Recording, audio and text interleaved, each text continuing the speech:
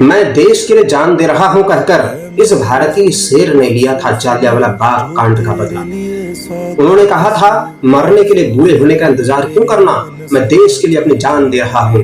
आज से 80 साल पहले जब भारत माता के इस वीर पुत्र अर्थात सरदार उधम सिंह ने फांसी पर चढ़ने से पहले अपने देशवासियों के नाम एक चिट्ठी लिखी थी।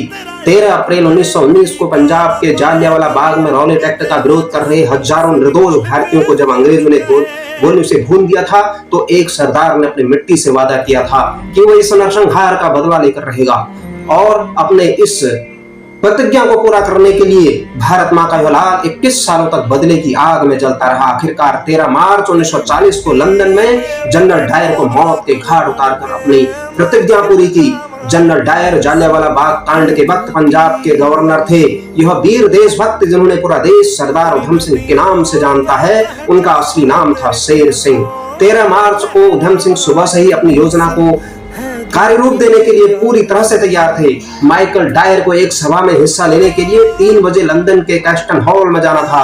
उधम सिंह उस समय वहां पहुंच गए और वो डायर अपने साथ एक किताब ले गए थे जिसके पन्नों को काट कर उन्होंने बंदूक रखने के लिए जगह बनाई हुई थी। उन्होंने धैर्य के साथ सभी के भाषण खत्म होने का इंतजार किया और आखिरकार अवसर पाते ही किताब से बंदूक निकालकर जनरल डायर के सीने में धड़ाधड़ गोलियां दाग दी और डायर को 2 गोलियां लगी और मौके पर ही उसकी मौत हो गई। इस दौरान 3 अन्य अधिकारी भी घायल हो गए थे, जिसमें भारत के सेक्रेटरी ऑफ स्टेट भी शामिल थे। उधम सिंह का 21 साल का लंबा इंतजार पल भर में खत्म हो गया, लेकिन अभी उन्हें अपने साहस की सजा मिलनी बाकी थी। उन्हें तुरंत पकड़कर हिरासत में ले लिया गया।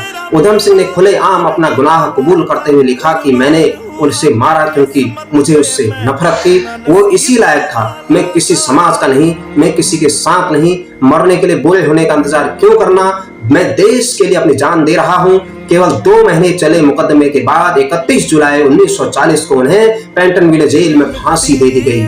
उन दिनों उधम सिंह का नाम शेर सिंह हुआ करता था। 26 दिसंबर 1899 को पंजाब के संगरूर गांव में आपका जन्म हुआ था। छोटी सी उम्र में ही माता पिता के निधन के बाद वो अनाथालय में पढ़े बढ़े, लेकिन उन्होंने मैट्रिक की परीक्षा पास की थी। जब जालियांवाला बाग के दर्दनाक कांड ने उन्हें उनके जीवन को आजादी की लड़ाई की तरफ मोड़ दिया, तो वे गदर पार्टी से जुड़े और बाद में बड़े नेता के तौर पर उभरे। इस बीच उन्हें 5 साल की जेल की सजा भी सुनाई गई थी। सजा काटने के दौरान लाहौर जेल में उनकी मुलाकात भगत सिंह से हुई, जिनसे वे बहुत प्रभावित हुए। जेल से निकलने के बाद उन्होंने अपना नाम बदलकर उधम सिंह रखा और पासपोर्ट बनाकर विदेश चले गए। उधम सिंह अपने मिशन को अंजाम देने के लिए इतने समर्पित थे कि कई सालों तक भेष बदलकर विदेश में ही रहे।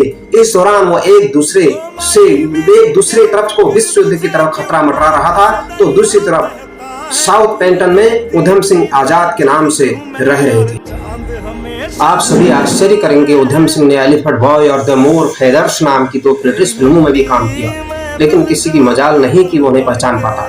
वहां अंग्रेजों की ज्यादती का विरोध करने के कारण वो पुलिस की नजरों में तो आ गए, लेकिन कभी किसी की हाथ नहीं लग पाई। उसके पीछे ब्रिटेन की खुफिया एजेंसी भी लगी हुई थी, लेकिन कोई उन्हें खोज नहीं पाया। 13 अप्रैल को मिशन पर निकलने से पहले उधम सिंह अपने मित्र और अपने पिता समान बंदा सिंह से मिले थे।